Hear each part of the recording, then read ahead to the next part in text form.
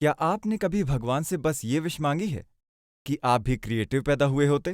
क्या कभी कभी आपको लगता है कि क्रिएटिविटी की कमी होने के कारण आप अपनी जॉब या अपने बिजनेस में इफेक्टिव आइडियाज और इनोवेशंस नहीं कर पा रहे हैं?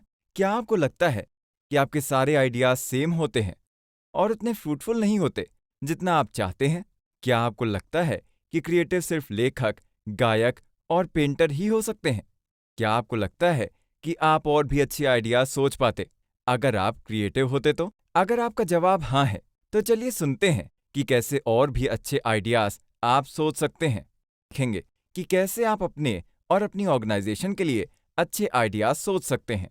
मैं आपको ये भी बताऊंगा कि क्रिएटिविटी होती क्या है और ये कैसे काम करती है। साथ ही आपको ये भी पता चलेगा कि क्यों कुछ लोगों के लिए नए और अच्छे आइडियाज सोचना बहुत आसान होता है। शुरुआत करेंगे कि क्रिएटिविटी को लेकर लोगों के दिमाग में कितने मिथ्स हैं और इन मिथ्स को तोड़ना कितना जरूरी है। सबसे पहले आपको ये पता चलेगा कि हमारा दिमाग यानी कि हमारे आइडियाज की जो मशीन है वो कैसे काम करती है। आप ये भी सीखेंगे कि किसी नए आइडिया को डेवलप करने की क्या प्रोसेस होती है और क्यों सिर्फ लेखक और गायक ही नहीं बल्कि हम सब ही क्रिएटिव हैं। अगर आप कॉर्पोरेट सेक्टर में हैं तो आप इस सीरीज में ये भी सीखेंगे कि कैसे अपनी क्रिएटिविटी का यूज आप अपनी फील्ड में कर सकते हैं।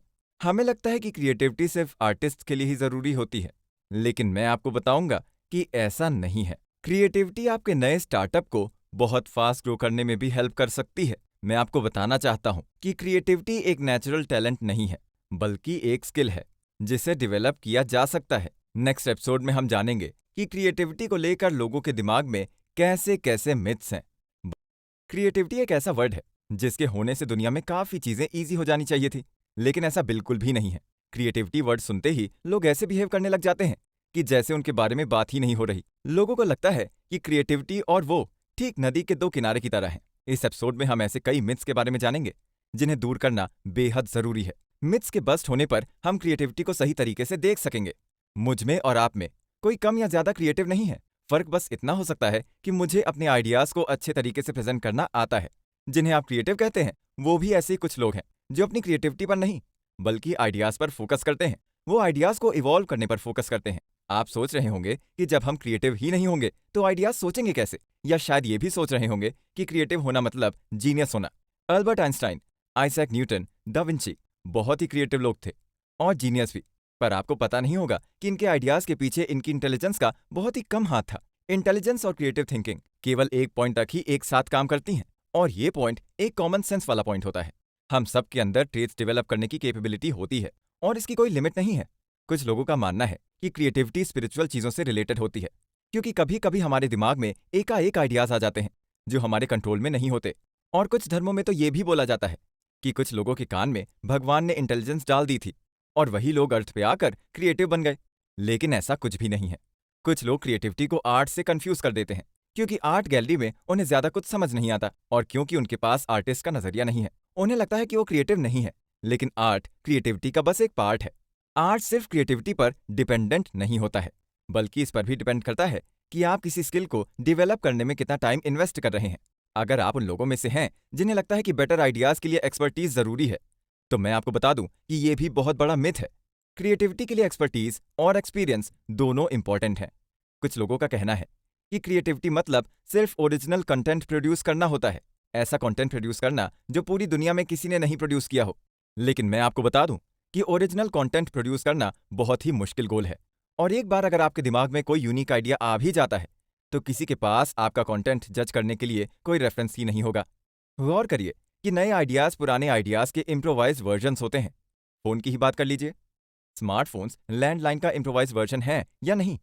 क्रिएटिविटी को लेकर लोगों के दिमाग में एक और बहुत बड़ा मिथ ये है कि क्रिएटिव होने के लिए आपको सारे बंधन तोड़ने होंगे, सारे रिस्ट्रिक्शंस तोड़ने होंगे।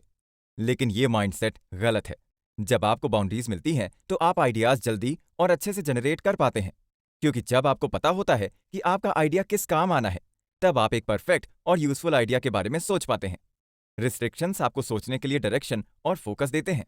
कुछ लोगों को लगता है कि क्रिएटिविटी बाइनरी होती है, एक स्विच की तरह, या तो आपकी क्रिएटिविटी ऑन रहती है या तो ऑफ।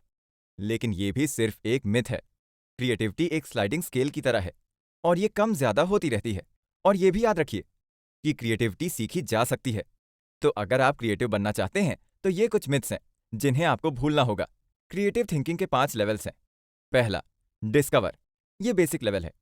जब आप कोई इफेक्ट नोटिस करते हैं, एग्जाम्पल के लिए एक इंसान का ये नोटिस करना कि एक लकड़ी का बड़ा सा टुकड़ा कांपने लगता है जब वो उस पर खड़ा होता है। दूसरा, प्रोड्यूस। ये वो लेवल है जब आप किसी इफेक्ट को अपने काम में लाने में कामयाब रहते हैं जब भी आपको उसकी जरूरत पड़ती है। एग्जाम्पल के लिए, जब आपको किसी बड़ी हैवी चीज को लोड करके जंगल से घर ले जाना है, तब आपके दिमाग में वो लकड़ी का टुकड़ा आता है और आप रोलर स्टिक्स की तरह उसका यूज करके उस भारी सामान को घर ले जाते हैं। तीसरा, रिफाइन।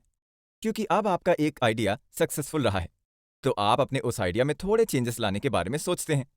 एग्जाम्पल के लिए, उन लोगों को एहसास हुआ कि उस लकड़ी के टुकड़े की वर्किंग को शेप और इक्वल डायमीटर देकर अच्छा किया जा सकता है।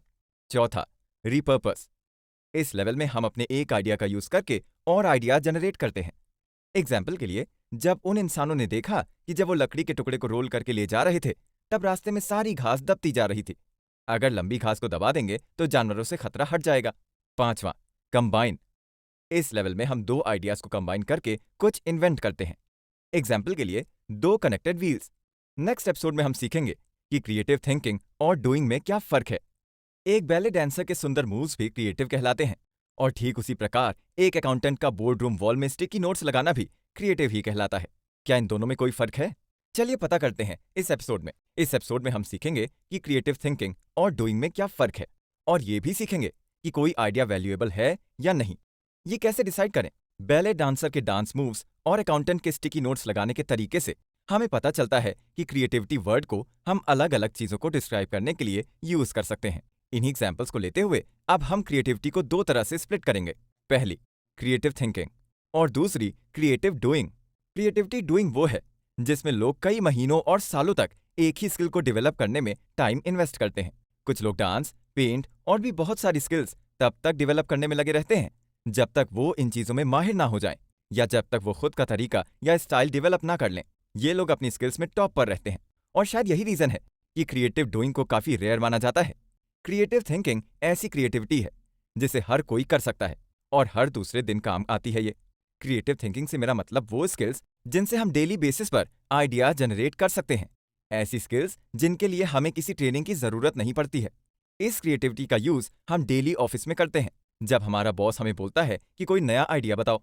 अब आप सोच रहे होंगे, पर बॉस को बताने से पहले ये कैसे डिसाइड करेंगे कि हमारा आइडिया अच्छा है या बुरा? क्योंकि सच तो आपको भी पता है कि हर आइडिया अच्छा नहीं होता है। किसी भी आइडिया को जज करने के लिए हम दो एस्पेक्ट्स को फॉलो कर सकते हैं। पहला ये कि कोई आइडिया कितना नया है, और दूसरा ये कि कोई आइडिया कितना वैल्यूएबल है। कोई आइडिया नया है, लेकिन अगर लो वैल्यू का है तो उसे करना बहुत ज्यादा फ्रूटफुल नहीं हो पाएगा। कोई आइडिया पुराना ही है, लेकिन लो वैल्यू का है, तो दोबारा सोचिए भी मत। कोई आइडिया पुराना है, लेकिन उसकी वैल्यू हाई है, तो उसे जरूर जिंदगी में कहीं इंप्लीमेंट करें। और अगर कोई आइडिया नया है और वैल्यू भी हाई है, तो आपको बहुत ज्यादा कामयाब भी बना सकता है। पर क्या इतना सोचने का तरीका काफी है किसी आइडिया की अहमियत जज करने के लिए? जी नहीं। चलिए मैं आपको और अच्छे तरीके बताता हूँ। कोई आइडिया कितना नया है, इस बात को अलग अलग लेवल्स पर जज किया जाता है। आपने ध्यान दिया होगा कि कभी कभी जो आइडिया आपको नया लगता है वो किसी और के लिए पुराना होता है, और कभी कभी जो आइडिया किसी और को नया लगता है वो आपके लिए बहुत पुराना होता है। दूसरी तरफ कुछ नए आइडियाज की वैल्यू इन जनरल कम होती है, लेकिन किसी स्पेसिफिक फील्ड या इंडस्ट्री में इनकी वैल्यू बहुत बढ़ जाती है। अब बात करते हैं कि ये कैसे डिसाइड करें कि कोई आइडिया वैल्यूएबल है या नहीं। हर इंसान और ऑर्गेनाइजेशन के लिए आइडियाज की वैल्यू अलग अलग होती है। कुछ बिजनेस के लिए एक आइडिया से इनकम जनरेट होना जरूरी होता है। कुछ बिजनेस के लिए कोई आइडिया उन्हें कंपटीशन में सबसे आगे रहने में हेल्प कर सकता है।